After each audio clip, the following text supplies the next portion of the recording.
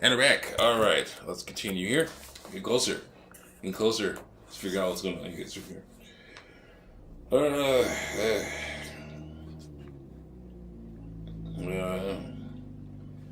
Let's find out the truth. Okay.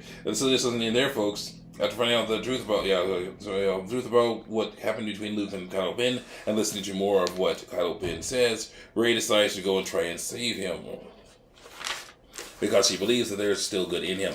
So she gets into some sort of escape pod thing and flies over to Snoke's ship and is able to land inside without getting shot at. This makes me wonder if another little ship could have made it, but maybe Kylo Ben told him not to shoot at her.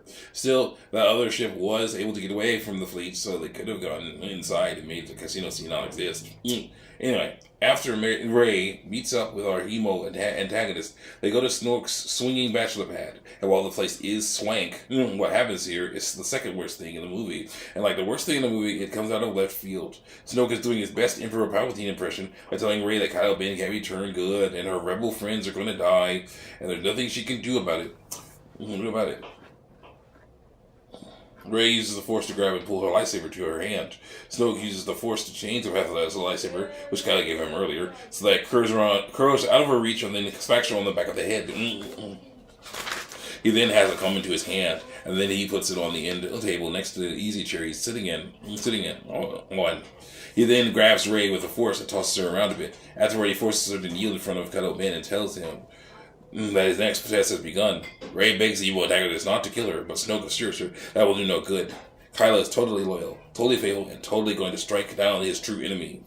What the scarred, skeletal Sith-like sorcerer doesn't realize is that while Kylo Ben has his lightsaber in one hand, he has his other hand behind his back, and he's using it to make the Force turn Rey's lightsaber so that the top of it is facing towards Snoke. After he says, strike down his true enemy, the strike down his true enemy line, Kylo activates it. It stabs right through his Snoke's midsection, killing him instantly. And at this point, I and many other people were shocked. This guy was supposed to be amazing. He was so old and scarred, people wondered what kind of backstory he would have. Was he really Darth Plagueis the Wise? There you go. There. Heck, I would have liked it if he was one of the kids who ran from the temple on Coruscant when Anakin and friends attacked.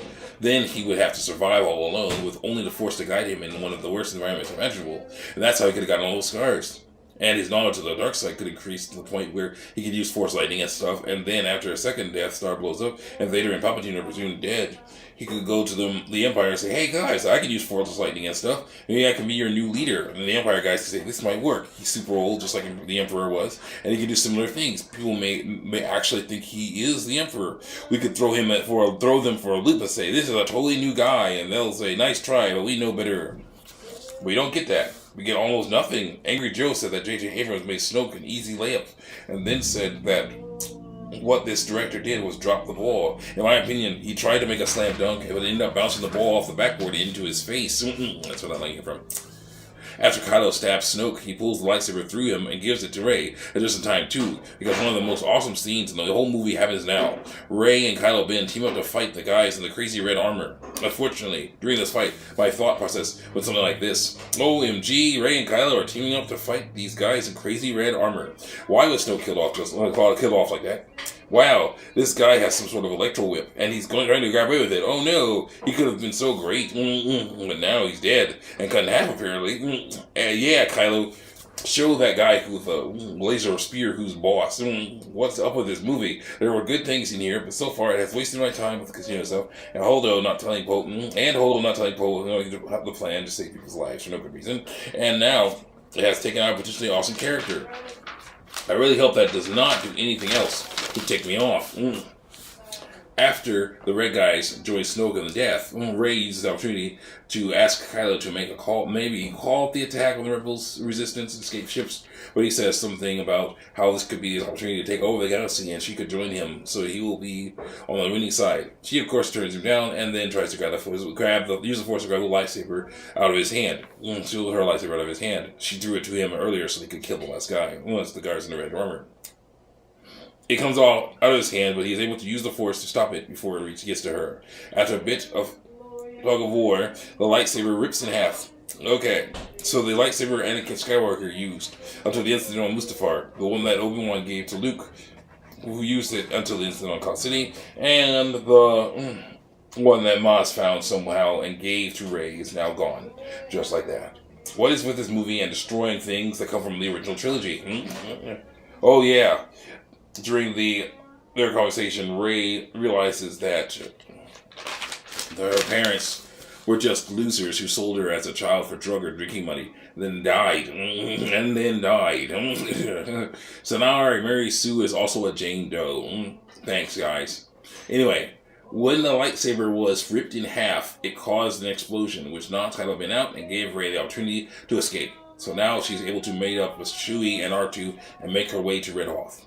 Hux decides to check with Kylo, and once he sees that he's knocked out and Snoke is dead, tries to shoot him, but is forced to choke before he can, and then they make their way to Red Hoth. Now, almost all of our main characters are all going to Red Hoth for the final battle. But before we get there to that, we have to talk about Luke, one of the most famous of all the Star Wars characters. All throughout this movie, he beat us over the head that he is old and worn out and doesn't want anything to do with current events, because they involve mistakes he made in the past. Especially the ones that that involve Kylo Ben. Now, this isn't bad. This isn't a bad idea. See here, we're good. This isn't a bad idea. I enjoyed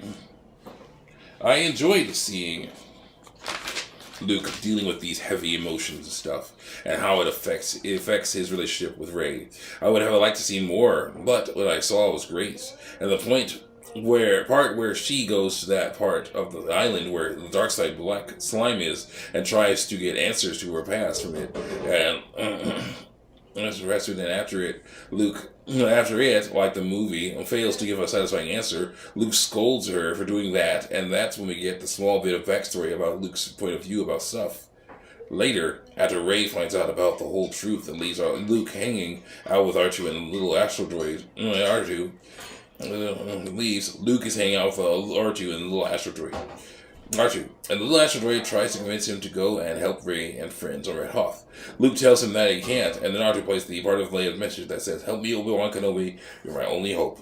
Luke sighs and says, "That's not fair." And then the scene ends. The next time we see him, he has found a torch.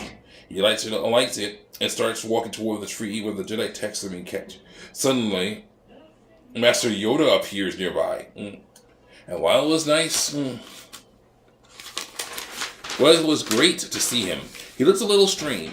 Maybe it was the lighting or how he was moved around, but it was kind of distracting. It was kind of distracting. Luke tells him that he's going to burn the Jedi texts, and right there I had issues. These are supposed to be the foundation of the Jedi way. Kind of a big deal. Now, when I first heard about these things, I was worried that they would say stuff like, "You know what? The dark side isn't bad after all. We don't need to resist it. We don't resist that stuff anymore," which is not a good thing to say at all. In fact, after what happened at that school, we need to resist the dark side even more. Thankfully, that dark side is okay stuff is not the way things went. In fact, it seems to be normal Jedi stuff. Now, Luke did say that Jedi aren't the only ones who can use the Force. While I'm okay with that in the Star Wars universe, Luke did say that the Jedi aren't the only ones who can use the Force, and I'm okay with that. In the Star Wars universe, the Force is part of nature. In fact, there are creatures that hunt with the Force, and others who use the Force to hide. So, that was fine. Burning the text was a bit weird to me, though. Maybe the point was to stick with getting knowledge from the Force and other people or something, but it's still a bit of a shock, especially when Yoda calls down lightning on them. He then tells Luke that a master must teach his students both about his successes and his failures in order to help them eventually surpass him. And that is cool. He also said that Rey and friends will do okay without the text, even though we see them on the Falcon later. Whatever. The point is that Luke is now ready to put the past behind him and look forward to the future. And the future is on Red Hoth. It starts with Leia, Poe, Finn, and Rose landing on the surface, along with the rest of the rebels. The First Order Empire is on their way, but thankfully there is an old rebel base nearby that has a huge shield door in front of it. Our heroes get in there and lock it down. Leia gets to the command center and tells someone to call for reinforcements. That message is received by several bases, but no one comes or even says anything. Now, I know the movie is trying to make sure that we know that the situation is hopeless. But that is some bull crap. These are the rebels. The only real defense against the First Order Empire. They would not keep silent, and they would not just abandon their people, especially not their supreme leader. At least they have them say, "We'll get there as soon as we can, but it may take a while." Anyway, after this exchange, Kylo, Hux, and the rest of the First Order Empire land on the surface and start marching toward the rebel base and the guerrilla AT-AT walkers. Some rebel soldiers get into a trench and man massive gun turrets, and then someone sees a device behind the AT-AT walkers. They show it to Finn, and he tells them there's a Death Star tech, a giant laser that will blast through the shield door in no time flat once it gets close enough. So the solution,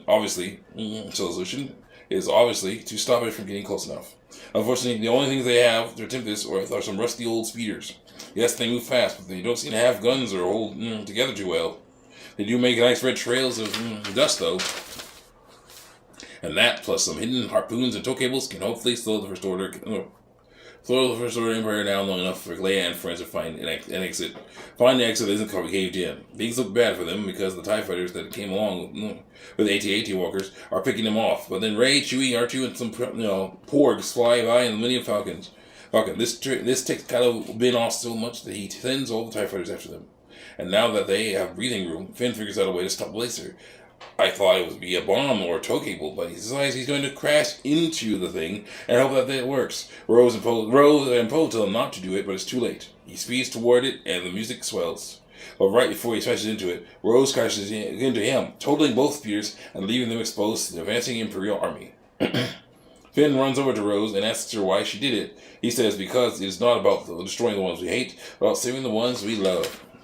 And then she kisses him and faints. This declaration of love was not only surprising to us in the audience, but also to the guy who plays Finn. At least that's what it looks like. Now, I know that they've been on an adventure together, and that can help people grow closer. I don't know about falling in love that soon. Also, he was trying to save the ones he loved by stopping the laser. Yes, I'm glad you saved his life, but now he has to carry you for who knows how long over flat land with the enemy army swimming around. Nice going. She should really not have done that. Not only could she have killed him and herself, she totally ruined the plan to stop that laser from getting close enough to the shield door to blast it open. And maybe if she had just bumped Finn out of the way, like if they were in a pod race, then they could both loop around to try and rejoin the rest of the guys and stop the laser, and then Finn and Rose could have that conversation they had after they crashed into him. It could be something like this. Bump. Finn, bump. Finn says, "Hey, what'd you do that? And why'd you do that?" Like Rose says, "Well, why do you think? What do you think?" Then Finn says, "I know crashing into the laser is crazy. What else can we do?" Rose says, "There has to be something. Wait, these are insert ID number of vehicle here. Speeders. They have harpoons and tow cables." Then Finn will say, "What good will those do against the lasers?" Then Rose can say, "We're not going for the laser." Finn smiles as the realization dawns on him. Over the radio, Poe hears Finn and Rose telling everyone to use the harpoons and tow cables to tie up the walkers' legs and stuff. Poe laughs heartily and tells everyone to do what they say. Then we see the speeders zoom around the legs of the walkers as the Kylo and Hux flip out because they're too fast to shoot. Our heroes then start shooting their magnet harpoons onto the legs of the walkers, and then start zigzagging between the walkers' legs in order to tangle them up with their cables. Eventually, walkers start falling over, and either one falls onto the laser, or one is tied to the laser, and when it falls over, it flips the laser over. It flips the laser over. The rebels cheer, and Kylo Ben flips out. Hux or some other command officer tells them not to worry because even without the laser, the rebels are trapped, and eventually the shield door will fall, even if they have to use the AT-AT walkers or Black Manta Ray ships lasers to do it. So yeah, that would be awesome. See you guys next time.